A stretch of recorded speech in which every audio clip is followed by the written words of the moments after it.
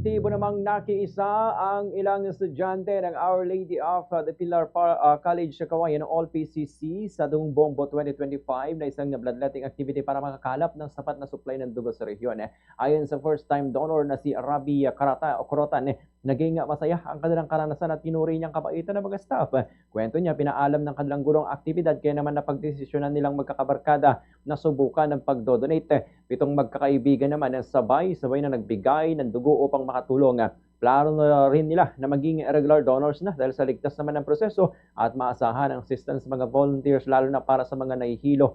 Nagpasalamat din si Corotan sa Bombo Radio Philippines at sa foundation nito sa pagkakataong makapag-ambag sa pamagitan ng blood donation. Pinuri naman na Bombo Radio Kawayan at partner agencies ang pagigisa ng mga kabataan na malaking suporta sa mga ospital at pasyenteng nangangailangan. Patuloy na hinihikayat ang publiko na sumali sa mga susunod pang bloodletting activities upang makapagbigay pag-asa sa mas maraming Pilipino. Ganitong naging bahagi ng pahayag ni Rabi Corotan.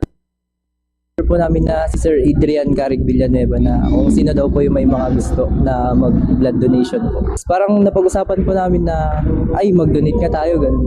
Para matry lang po na, hindi po kasi namin natatry. First time po kami. Po kayong matakot na mag-donate dahil safe naman po ang pag-donate ng dugo. Tsaka mababait po yung mga